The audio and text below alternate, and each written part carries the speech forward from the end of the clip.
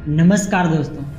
जैसा कि हम सभी को पता है कि आज हमारा देश भारत और पाकिस्तान के बीच में युद्ध हो रहा है और इस युद्ध की शुरुआत हुई थी 22 अप्रैल 2025 को पहलगाम से, जहां पे पाकिस्तानी आतंकवादियों ने बेगुनाह लोगों को बड़ी बेरहमी से कत्ल कर दिया। और इसके बाद भारत सरकार ने कई सारे बड़े फैसले लिए, जैसे कि अटारी बॉर्डर को बंद कर दिया गया, जहां से इंडिया और पाकिस्तान के बीच में बिजनेस हुआ करता था, व्यापार होता था, उसे बंद कर दिया गया। जितने भी वीजा थे उसे सभी कैंसिल कर दिया गया। इसके बाद वाटर स्ट्राइक किया गया कि भारत और पाकिस्तान के बीच में जो सिंधु जल समझौता था उसे रद्द कर दिया गया। और इसके बाद डिजिटल स्ट्राइक किया गया ताकि भारत का मैसेज, भारत का बात पाकिस्तान में न जाए, और सोशल मीडिया को बैन कर दिया गया, क्योंकि बहुत सारे पाकिस्तानी ऐसे थे जो भारत के ऊपर वीडियो बनाकर यूट्यूब से बहुत ज्यादा पैसे कमा रहे हैं।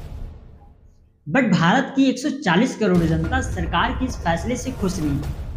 वह बार बार अपील कर रहे थे, मांग कर रहे थे कि हमें बदला चाहिए।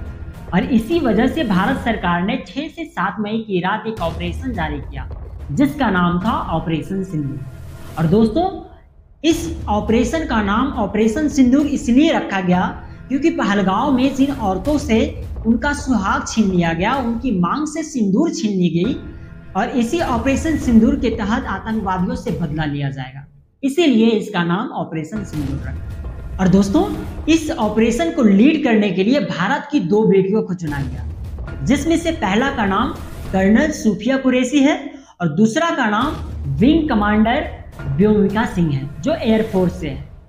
और इन दोनों को इसलिए चुना गया क्योंकि औरतों से बेहतर एक चुटकी सिंदूर की कीमत कोई समझ ही नहीं सकता। और इसी वजह से इन दोनों के नेतृत्व में पाकिस्तान के 9 आतंकी ठिकानों को तहस नहस कर दिया गया। बट पाकिस्तान की आवाम, पाकिस्तान की जनता और पाकिस्तान की सेना का किसी प्रकार का कोई नुकसान नहीं किया, क्योंकि भारत को पाकिस्तानियों से किसी प्रकार का कोई प्रॉब्लम नहीं थी। प्रॉब्लम थी सिर्फ आतंकवादियों से, इसीलिए आतंकवादियों को नुकसान पहुंचाया। पाकिस्तान के इस हार के बाद पाकिस्तान की सरकार अपनी जनता को दिखाने के लिए 7 मई की रात भारत के 15 शहरों पे ड्रोन और मिसाइल से आक्रमण कर दिया। बट भारत की एयरफोर्स ने S-400 डिफेंस सिस्टम से पाकिस्तानियों की ड्रोन और मिसाइल को तहस नहस कर दिया, जिसकी वजह से भारत को किसी प्रकार का कोई नुकसान नहीं हुआ।